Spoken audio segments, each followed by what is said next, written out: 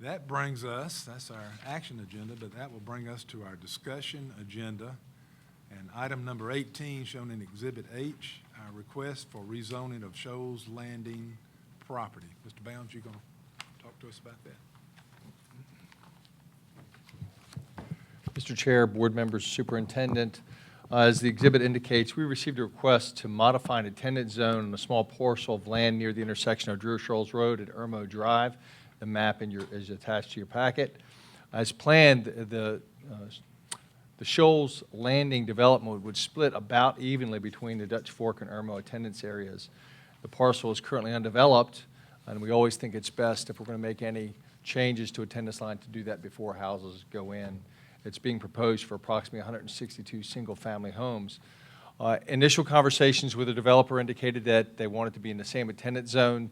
A letter that I've included in your packet indicated further that their preference would be in the Dutch Fork attendance zone. However, the staff looked at this in detail and for several reasons have determined the best attendance area for this development would be the Irmo cluster. First of all, the homes would be significantly closer to the schools in the Irmo cluster. Secondly, in talking to our transportation director, transportation would be executed much easier. And finally, the capacity in the schools in Irmo cluster have significantly more space for that development. So based on all of those factors, the staff recommendation to the board is to zone this development for the Irmo cluster. And if you look at the very last map in your packet, you'll see the small dotted area, which would change from currently being zoned from the Dutch Fork cluster to the Irmo cluster. I'll entertain any questions you have at this time. Anyone have any questions regarding this request and this discussion?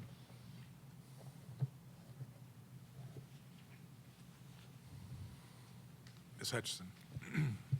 It's not necessarily a question, but I think that this was a very fair way to take a look at the distribution of new housing in our school district by measuring it, which is certainly the way we try to keep our schools, to make them neighborhood schools. So I think that was definitely a very fair way, and so I appreciate the fact that our school district administrators took a really close look at that and followed what has been our procedure as a board and as a school district to keep students close to their home, close to the school in which they attend.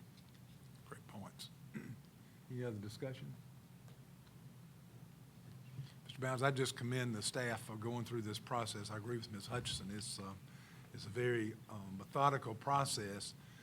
Luckily, this builder brought this forward to us. Otherwise, we wouldn't know it was going to happen until maybe during or after the fact. But it's obviously not the thing to have two different attendances in a small subdivision. So I think it's a great outcome going forward. So we'll look forward to the next actions on that. Thank you very much, sir. Do you have anything to add on this? I'm sorry. That's okay. That's all right. We were talking, you probably know where we were on the... Yeah, I saw it, and I did read it, and I was very interested in the fact of having them in a divided zone, and I also applaud the fact, I liked the answer from the administration. You know, I thought that you looked at, you had sound reasons for how you saw it would be best to serve the kids in the community. Ms. Hutchison. I think this also raises a question about new development that comes into our school district, and it's so hard to keep up with all of that. Thankfully, the developer came to us and presented the issue, but I'm wondering, how do we keep up with that? That's pretty tough. Well, we tend to get notices from both counties when developments are proposed, but it's not a perfect science. They're not under no requirement to let us know. For example, in the Chapin area, we have a map where looks like about 10 developments are going in. That was provided through the town of Chapin. So it's really just a matter of keeping our ear to the ground and talking to our municipalities and counties to try to get that information in advance. But unfortunately, builders are under no specific mandate to notify a school district when they're going to build. So it's just really doing our due diligence and trying to stay tuned. But along Ms. Hudson. with Sessions' point, you know, a lot of times the developer, when they are developing and advertising, one of their specialties to get their customers is District 5 schools. And so they tend to maybe name the school that subdivision's gonna go to without ever checking with the proper authority. So I don't know if there's any way we could, in some way, other than keeping our ear to the ground, I mean, you know, some way we could reach out to different developers, you know, with our own sort of guidelines as far as at least letting us know. Maybe they would want to be a good partner to us, because I know we're a good partner to them. Good point. Okay, any other comments, discussion? Mr. Bounce, thank you very much. Thank you, sir. We look forward to seeing more of that. I'm sure it's coming up the ladder. All right, that brings us to our parameters for the general fund budget 2016, 2017. Mr. Lynn Richardson, we're ready to hear from you on these general parameters. Mr. Richardson, we're also really all about good news. If you can give us any good news, that'd be great. I'm gonna do my best. I didn't even think he was listening to me.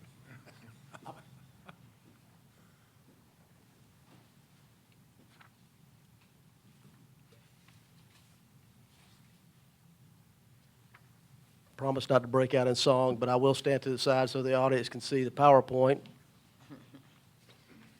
If I can see what buttons I'm supposed to press here.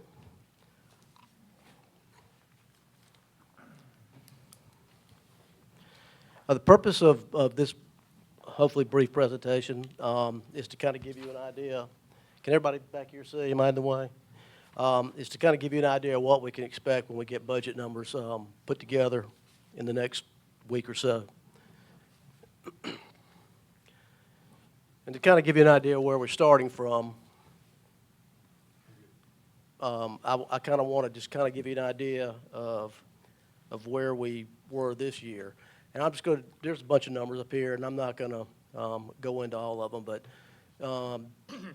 everything that I talk about is based on the House version of the budget. If you understand how the budget process works with the state, obviously it gets through the House and then goes to the Senate. Senate Finance will be the next. Senate Finance Committee will be the next body to take that up, and then it'll go on to the full Senate. When they approve the final budget, it goes back to the House for concurrence, and then if they concur, it's passed. If not, they go to conference committee, and then ultimately it goes to the governor. But there's a couple things I want to point out to you in the current year.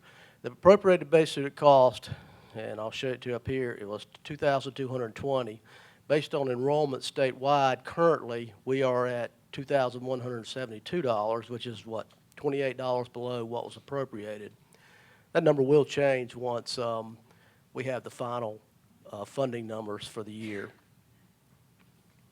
For 2016, the proposed projected base student cost is $2,350, which is a $130 increase from the current year appropriated amount. But just so you know where we should be, that base student cost figure, according to law, and as estimated by our chief economist for the state, should be in the neighborhood of $2,933. And as a point of reference, this figure of $2,350 is about $13 less than what it was back in 2007. So we're not quite back to where we were before the economy tanked in the middle of the 2000s. This is just a recap of what we experienced last year. And as you're aware, we had increases of in excess of $4 million. And when we originally brought the budget to you, our gap between our revenue and our expenses was in excess of $6 million. So we actually had to go through and reduce and find reductions of approximately $1.3 million. This is where we started the year, started the budget process, and where we would be with no millage increase last year, we'd have been about 3.7, a little better than $3 million short. Because of the board's actions, we increased millage to the maximum level, so that brought us a balanced budget for the first time in several years, actually, of $166.4 million. We were projected to have our state funding, and this was, in the budget process, so this is budgeted figures. We were projected to have an increase in state funding of approximately $1.8 million, and the state funding wasn't keeping pace with just our inflationary increases, which were in excess of $2.5 million. Now, going into 2017, that just wanted to give you an idea of where we were going into this fiscal year. Now, going into 2017, we've got some things that we've got to consider. One of them, well, actually two of them, because of two counties, are pretty significant increases in the cost for our school resource officers. Lexington County is proposing going from a 50-50 split to a 75-25 split, so that's basically a 25% increase on our cost. And Richland County is proposing something similar. We're looking at a 2% cost of living raise for mandate for all teachers. As a result of that, we propose that we provide the 2% for all of our employees in the district.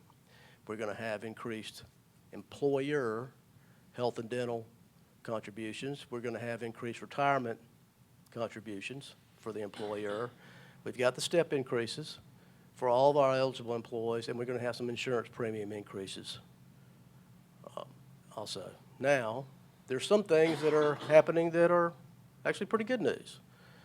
And I think, or I like to think it is anyway, that some of these things that I'm going to mention now are a result of the board taking an active role in speaking with our legislature and trying to get some things done this year. And I think it's really paid off, because if you'll remember, I know for the last 2 years I've been here, there's been a lot of shifting of state funding. And that's cost our district approximately $4 million over the last 2 years. This year, as it stands currently with the House, there are no state funding shifts. So all the new money that we talk about is real. It's really new money. It's not shifted. We're seeing a pretty good, we're seeing a pretty good increase in our, got too far ahead, in our state funding. We're going to have minimal increases in our, well, I know we're going to have minimal increase in our property tax reimbursement that we get from the state. It's going to probably be somewhere in the neighborhood of $400,000 less than what we have seen the last 2 years. We're going to have a very minimal increase in what we're allowed to raise locally because of Act 388. We've got minimal growth, if any, growth in our mill value. But we have implemented some things in the past year or so that's going to help us. We don't, at this point in time, this could change, have any projected increases in our utilities for next year. We think we're going to be able to live within our means based on our current budgets. And this is a pretty big factor as well. We're not opening any new schools this year, so we have no increased operating costs. So I'm cautiously optimistic going into this budget cycle that it's not going to be the doom and gloom that we anticipated it was going to be because of some of the things that I just spoke about. And I don't know that I can completely express my gratitude on what the board has done in the past year or so to get us in this situation. I think the action you took last year with this budget, with doing what you did with the millage, has helped us out going forward. And the fact that apparently somebody at the state level is listening to what we've been saying, and so they've done some things about it. So that's really caused me to feel a whole lot better this year going into this budget cycle than I have in the past. Now, like I said, some things can change, and it might not be all rosy, but at the same time, it's not the gloom and doom that we had originally thought it was going to be. There's a few reasons why I feel this way. I think we're getting a better handle on our budget and some of the business process we have due to our new implementation of our software here in the district. We are starting to realize some of the cost savings from some of the initiatives that we did this past year. I know human resources and instruction are really working continuously on analyze our district staffing requirements to make sure we're consistent across the board in the district, and hopefully minimize the need for additional employees as we move forward. Like I said, our state funding is projected to be better than it has been in recent years. Like I said, there's been no state funding shifts projected for next year, and we continue to explore ways that we can reduce our cost. And just analyzing our budget as we go through it this year, it looks like our school leaders have been prudent in holding the line on all their spending as well. So at this point in time, we're looking pretty good financially in the current fiscal year as well. This is just to give you an idea of what any millage increase we would be able to do if the need arises. Very little, whoops, sorry, wrong button.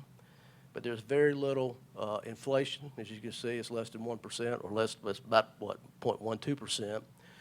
We had a little population growth, so our percentage of increase in millage that we were able to do under the Act 388 is about 1.5%, which would be approximately 3.9 mills.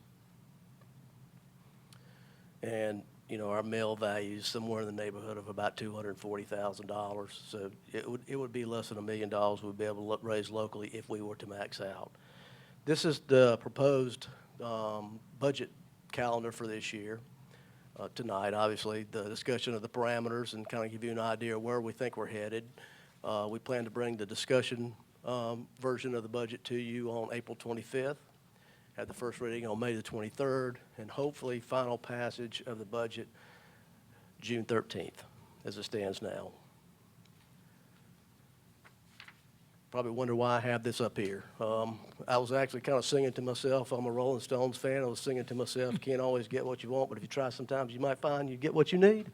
Well, that kind of goes along with what we've been asking the legislature. We didn't get everything we asked for, but we did get some of it, and hopefully it's enough to get what we need. So with that, I'll be glad to try to answer any questions if you've got any. Ms. Hutchinson. Wanted to make a statement, then a question. First, I want to thank Mr. White for really taking the lead on coming up with this idea and pushing it forward, that we need to talk to the legislators, explain what the true issues were with our district, and thank Mr. Gant, because you went around with Mr. White to all these meetings, as did the superintendent and Mr. Richardson. I think I attended one and then I petered out, but with work demands. But I really do appreciate that the fact that all of you did that. You took a lot of time. I'm sure there's times I don't even know that you spent, and working for it and preparing for it, community meetings. And I think that's really important for all of us to know, but also the public to know, that we were really trying to be good stewards of taxpayer money by presenting the problems that we were facing and trying to take measures to get control of it. And so that doesn't always happen, but it really was some very concerted efforts. And also thanks to our elected officials, I think Chip Huggins was really quite helpful, and Senator Corson, and I'm sure I'm leaving out names of others, you know, excuse me, Representative Ballantyne. But that is so powerful that message was heard. And I know, Mr. Richardson, you prepared a lot of materials too to help support the argument that we were making. And so I just can't say how impressed I am. And what a great thing that also y'all pulled together. I know, Dr. Hefner, y'all were responsible for pulling together other districts in our state that were suffering the same way, where we were losing money because money was being transferred out of our school district into other school districts or wherever they were going. And I think y'all did a great job of making a very strong statement and presenting the facts. And thankfully, the General Assembly listened to what was happening to all of those districts that were involved. So I really just give high praise to those who worked so hard. And then the other thing, can you go back to that first slide and show us how many students we had? I was just really interested where we lost. We didn't get funding this past year, $48 less per student. And I was really curious to see how much of a decrease in money that we were expecting, and I suppose. Well, is that how you would figure it? You could. Bear in mind some things have changed, and I will tell you this, and for full disclosure, I tend to budget conservatively. So although this right here from 2220 to 2172 cost us approximately $800,000 in real dollars, our budget was a little bit lower, so it didn't impact us quite as much. Now, that being said, I don't know that this number is going to remain where it is once we know what the final numbers turn out to be statewide. Basically, what happens is an amount of money is appropriated for a certain number of students, or weighted pupil units in this case, and if that number exceeds what was estimated, the same number of dollars is just spread out over more kids, basically. So, depending on where that ends up, we may lose a little more, or we could gain a few dollars in the process. $800,000 is nothing to sneeze at, though, is it? It is not. Okay, thank you. Thanks, Ms. Hutchinson. Ms. Hammond and Ms. Baumgartner. It's on that same point. When you were saying how that figure of 22350 was still a lot less than, say, we had a few years back, what do they base it on? You know what I'm saying? In other words, I'm not talking about this year, but do they have a formula? Well, Always tried to figure, because it varies, and then we'll say it's not what it used to be. And I know it goes up with the number of kids, I understand that, but how do they figure the amount they give each kid in each district? I think I'm going to answer your question. The base student cost number actually comes from the state. It's based on an inflationary factor over a number of years. Excuse me. So they estimate what that base student cost should be for any particular year.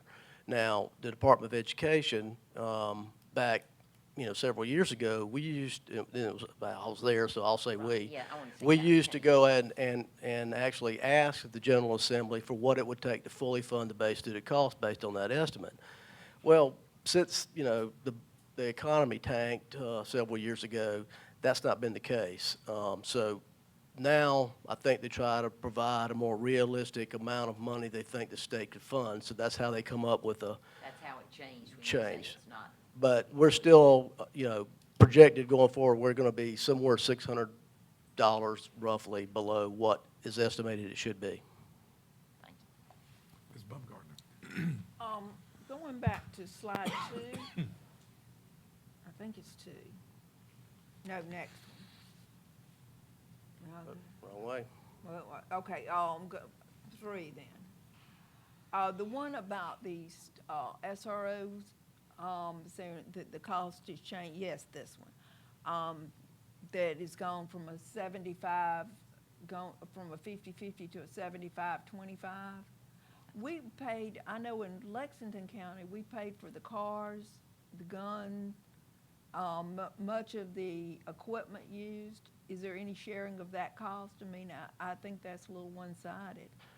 No, matter of fact, the figures, going from the 50-50 split to the 75-25 split is only for the operational side, for the salaries and those kind of things. It's not for any of the fixed costs. If the need So in arises. other words, we're buying the car and they're getting to use it. Yes. Ah, Yes. We don't have to buy a car every year, though. I mean, we bought the cars, I think, when they implemented the SR program at certain Yeah, schools 2 but years ago, 3 years ago. But the maintenance. yeah, and that's a good point too. If they should pay for the upkeep.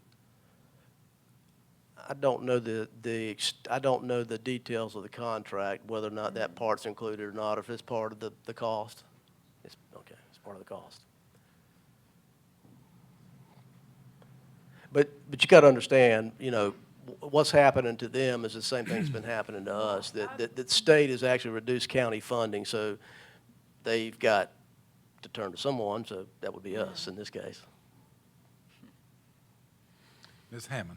My question's along with that, from the question that Ms. Baumgartner raised. Is this sort of a trend we're seeing? Because I understand what you're saying, there are other counties and there are other SRO officers. Do you think that this is sort of the trend, that they're going to come to school districts and we will have to pay more for our kids to be safe? It seems to be happening. Not just us. It's not just Lexington and Richland counties that have asked for. Not to my knowledge. It's happening across the state. Now, will it get any worse than 75-25? I don't know. I mean, eventually, could they ask us to bear 100% of the cost? I guess they could. Then we'd have to make some tough decisions. And we may have to make tough decisions on this. Well, and let me ask you this, is their salary, like I understand, would an SRO officer that's been on, he's been an officer for X number of years, I mean, would you save any money that they're at a level, like teachers, you go in and you make more each year because of your experience? Does that happen with They're SRO? employees of they're employees of the sheriff's department. And They so don't they're have step increases and the same kind Okay, of. and so what I was getting at is we had to look at it, could you get still a good SRO officer that was at a reduced, we wouldn't have to pay as much as one that's been on the force 10 years. Yeah. I'm just wondering if we have to get creative with that. I didn't know.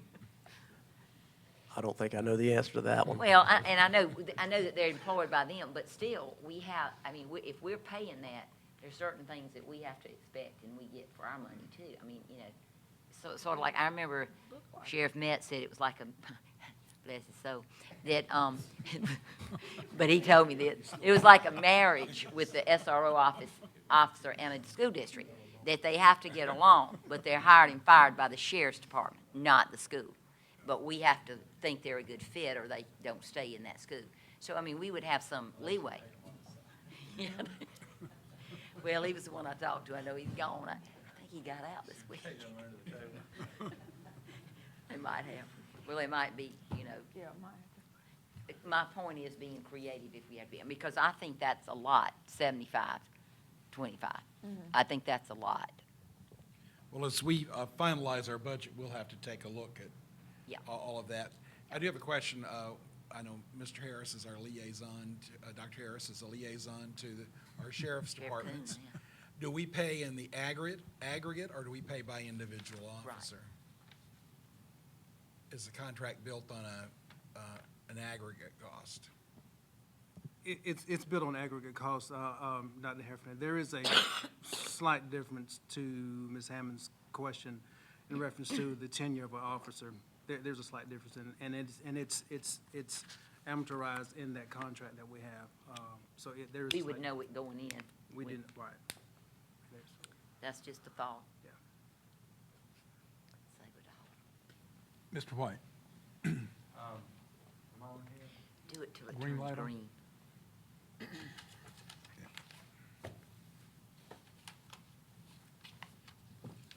Just hold. See that little thing right there? It turns green. Here, use mine. I got it on there. No, what I was going to say, I appreciate Beth's comments, but I think Steve and Lynn also contributed a lot to that effort. But what I would say, I did run into, I was with my daughter at the baseball game. It was a parents' weekend at her sorority this past weekend at USC. We ran into John Corson, and we hadn't talked to him directly since January, maybe, when we first sat down with him. And he just said, we've got the budget, and we're looking at y'all's problem, and we got y'all's letter, the letter from the consortium of school districts. And it was interesting. I mean, I hope it all stays, Lynn, or gets better to some degree, but it was interesting to hear it's now on his desk, and he's now considering in his committee in the Senate, they're now taking note of what we have all said. But what I would encourage, not only the district, but the board, and of course, Steve, when we get to your goals for next year, that we make some part of this, we ought to think through this as we go through budget, some part of this is an annual effort. I think part of it may be, because one of the things we heard, and we're not out of the woods yet, I would assume by any means, but it's probably better than what we were anticipating. But what we heard when we met with Molly Spearman is that, her view is the whole system needs to be overhauled. What we heard when we met with Kenny Bingham, did we meet with the whole budget writing committee that day? The last meeting? That was Representative Allison, who is the chair of the House Education Committee, and Kenny Bingham, who's the chair of the Ways and Means Education. But they have Subcommittee, a I big guess, hand over in the there. budget, and Yes.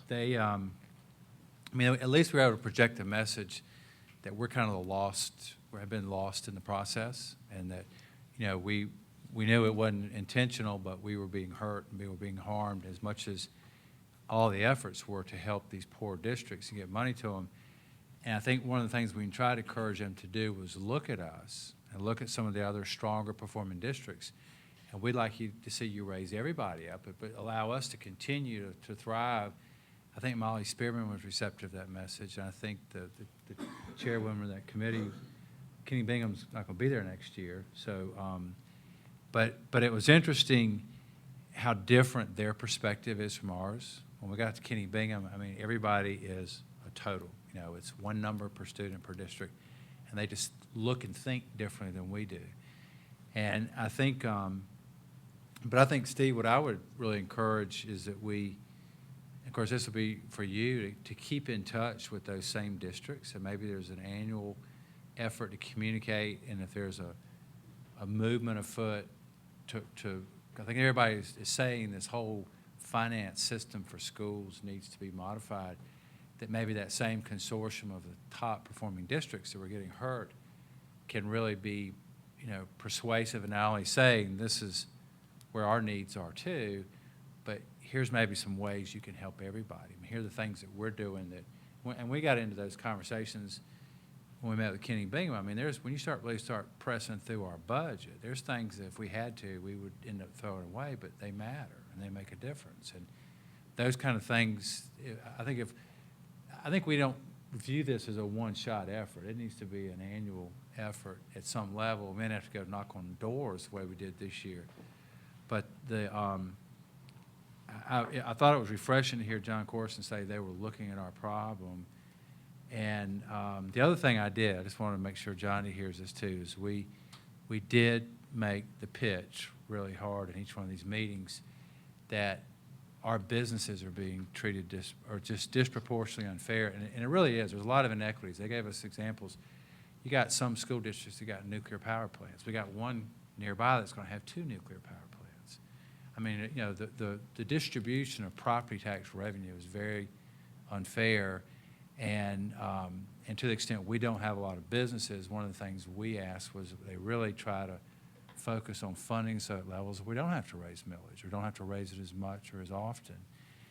And I don't know whether that message will stick, but at least it was heard, I think, and we ought to continue with these other districts to promote that message. I mean, rather than coming in and harming the school district to make that point, I think we ought to lobby for that result so we don't have to sacrifice our district to demonstrate that's a bad thing.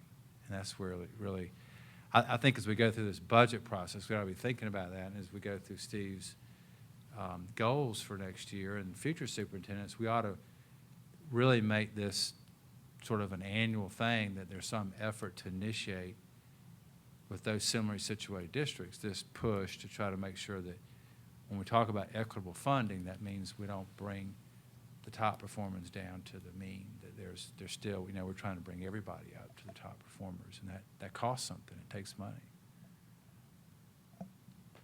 Any other questions for Lynn? Mr. Richardson? Can I follow up on Sure. what Mr. White said?